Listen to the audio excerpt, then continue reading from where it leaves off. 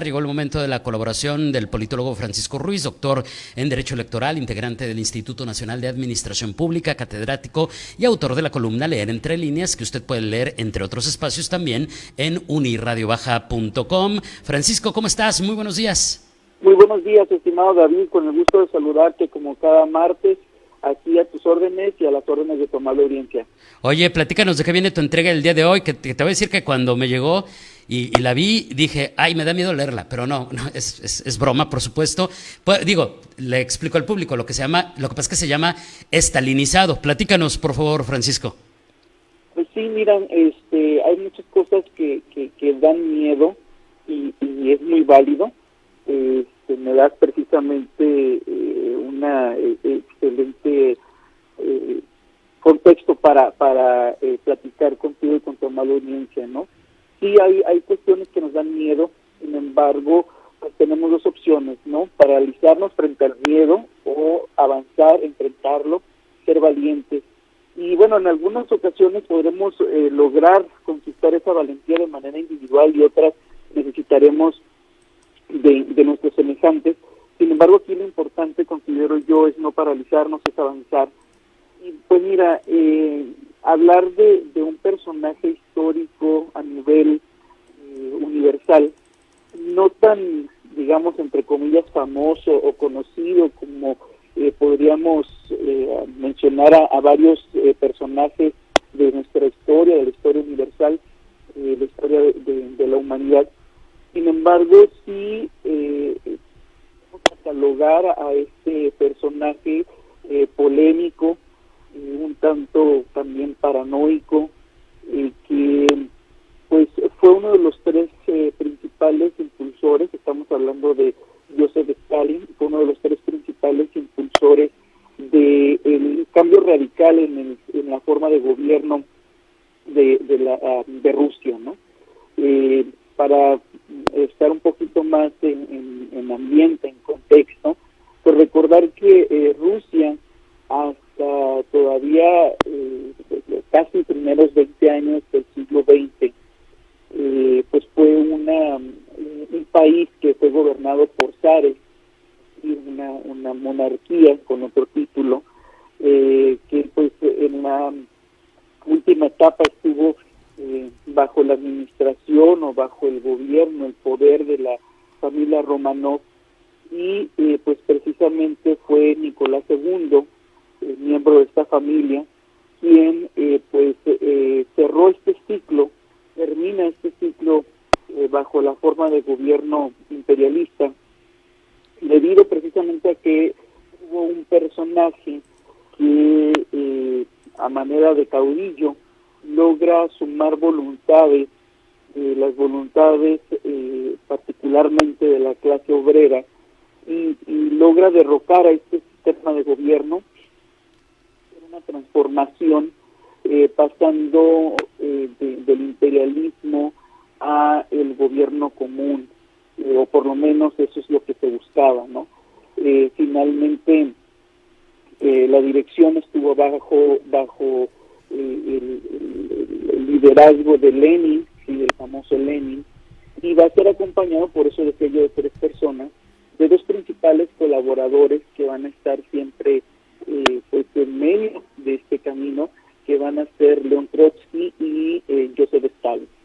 Y León Trotsky podría decirse que fue el más cercano todavía, que tuvo una mayor complicidad, mayor empatía hasta cierto punto con Lenin. Cuando se da esta transición tan radical en la famosa revolución de octubre allá en Rusia, cuando se da la famosa leyenda también de Anastasia, ocurre que pues van a estar, digamos, de alguna suerte un tanto huérfanos, porque no tenían en claro cómo llevar a cabo la organización del país. Y va a ser hasta 1922, prácticamente 4 años después, cuando va a decidirse crear la Unión de Repúblicas Socialistas Soviéticas, mejor conocida como la URSS o la Unión Soviética. A Rusia se van a sumar tres países más, tres repúblicas más, y bueno, se va a iniciar este proceso que va a llevar incluso a cuestiones tan importantes en nuestra historia como la Guerra Fría, y que va a culminar ya en la década de los 90-91, con la desaparición precisamente de la Unión Soviética. ¿Por qué hablar de un tema que pues parecería muy lejano, parecería muy distante? Bueno, porque precisamente la muerte de Lenin en 1924, curiosamente, después de toda la inestabilidad que se vivió en nuestro país durante la Revolución Mexicana, pues precisamente en este año, 1924, se va a un presidente en nuestro país, después de mucho tiempo, va a cumplir completamente con su encargo como presidente, que fue Álvaro Obregón, 1920-1924, en aquel entonces eran periodos de 4 años, y mientras se lograba la estabilidad en nuestro país, estaba aceptando este movimiento ideológico totalmente distinto, ¿no? En el 24 muere Lenin, y entonces comienza, como en todo proceso que culmina, pues la rebatinga por quién va a darle continuidad. Y finalmente va a ser Joseph Stalin, quien se impone, y va a lograr algunas transformaciones en el país, como pues pasar de depender meramente del sector primario a la industrialización. Va a lograr también erradicar la hambruna en ciertas partes de su país, pero junto con esto, junto con el poder, Stalin va a caer en esta paranoia, va precisamente a tener de alguna suerte este contraste muy negativo, ¿no? A tal grado que pues recordamos precisamente las cuestiones negativas por este carácter intransigente, intolerante.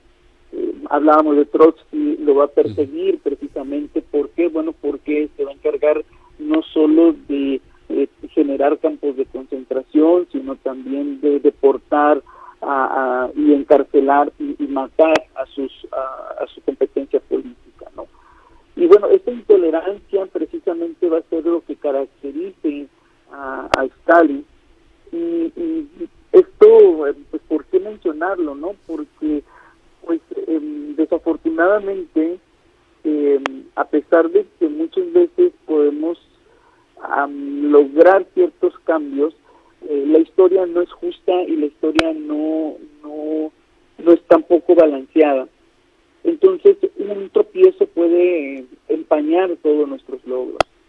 Y hablando de tropiezos, la realidad es que en nuestro país, ya en tiempos completamente actuales, es lamentable se presenten tropiezos tan tristes y tan alarmantes como los ocurridos el jueves y viernes pasado en las conferencias matutinas del presidente López Obrador, así como la propia de ayer, donde pues de nueva cuenta el presidente emprende su campaña, retoma su campaña en contra de los periodistas.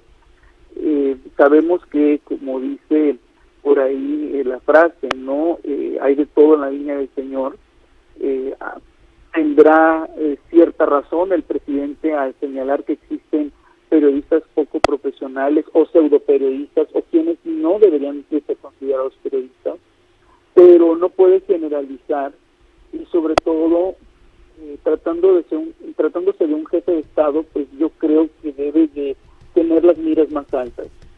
Ya lo hemos visto en reiteradas ocasiones, cómo han prendido con periodistas en lo individual, también con medios de comunicación. Ahora lo vemos.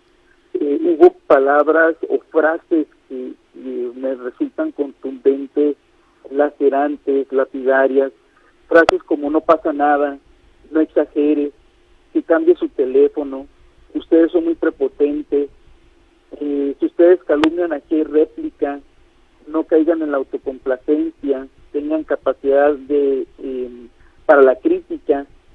Y una que me parece realmente, no sé ya ni qué calificativo darle, ya bájenle una rayita a su prepotencia, ¿no?